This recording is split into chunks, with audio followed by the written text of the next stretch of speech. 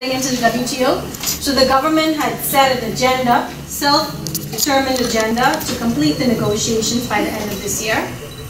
But there's some room to do that by mid-2020, in time for the next conference of WTO ministers, which is going to be held in June 2020. But we recognize it's a negotiation. Negotiations sometimes meet deadlines, sometimes they don't.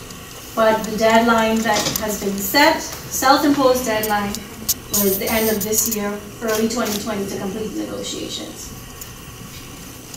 As I mentioned, there is a process of ratification, there's a process of your accession package being confirmed. That could take up to 6 months. And so even if we complete by June 2020, we're not looking like we would be a member of the WTO until 2021, if we meet the schedule. How many Caribbean countries are pursuing this initiative? The question is, how many Caribbean countries are pursuing this initiative? All countries in the Caribbean are members of the WTO already. Oh. They were original members of the WTO. Oh. As I had mentioned earlier before you came in, the Bahamas is the only country in the Western Hemisphere that is not a member of the WTO. Oh. If there are countries like Cayman Islands or Turks and Caicos, Bermuda, they're not members because they're not really sovereign states. They're overseas territories of the UK or...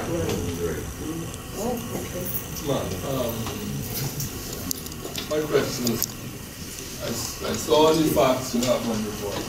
How do we know this is just a shadow, not something tangible that is actually happening? Because I read about the WTO. I read about the amount of countries in Africa, all the countries in the Caribbean, that is members of the WTO.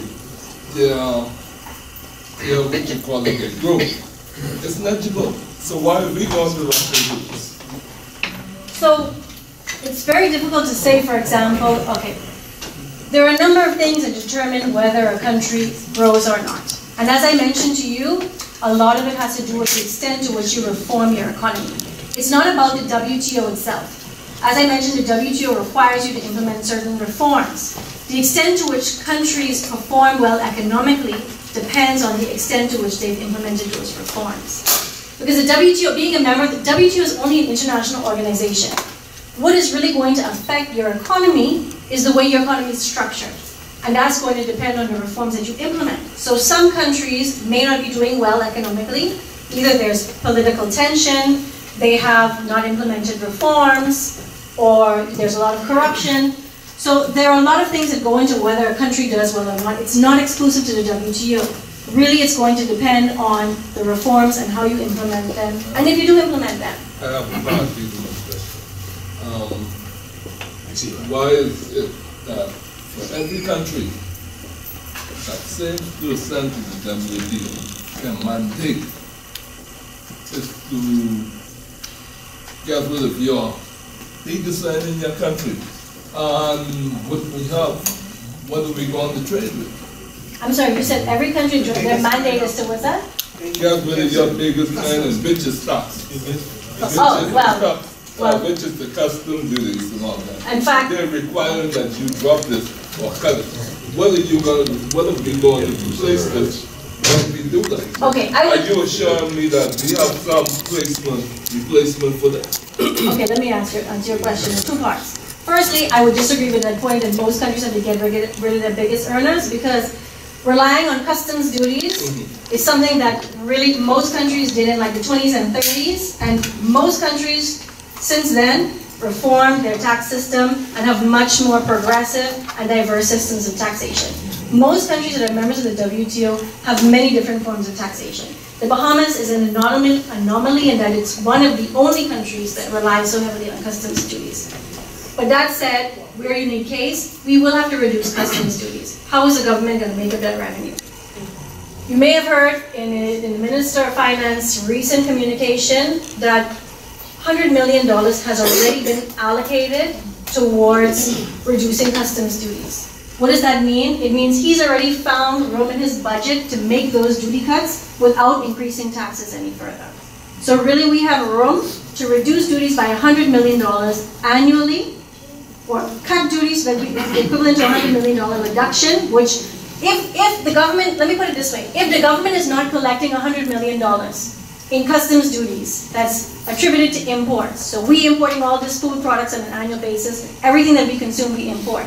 The government is not getting that $100 million anymore. Where is it going? It is going back in the pockets of businesses, Bahamians, in reduced costs. The government has already accounted for those losses without needing to raise taxes any further. So yes, something is in train in that regard. In addition to that, the government is also looking at some studies about the way we give concessions. The government gives $1 billion worth of tax exemptions, duty exemptions, excise exemptions, $1 billion annually, $1 billion. If the government were to cut it by 10%, only 10%, we could make up the losses from revenue about tenfold.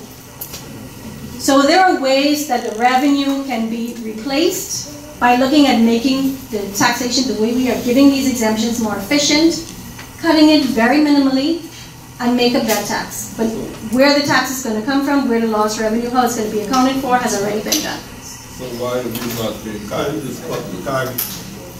We have, in the Minister's budget communication, he made that statement. Ira, let's go to Ira. Cardinal, we can get back to that. Ira, let's go.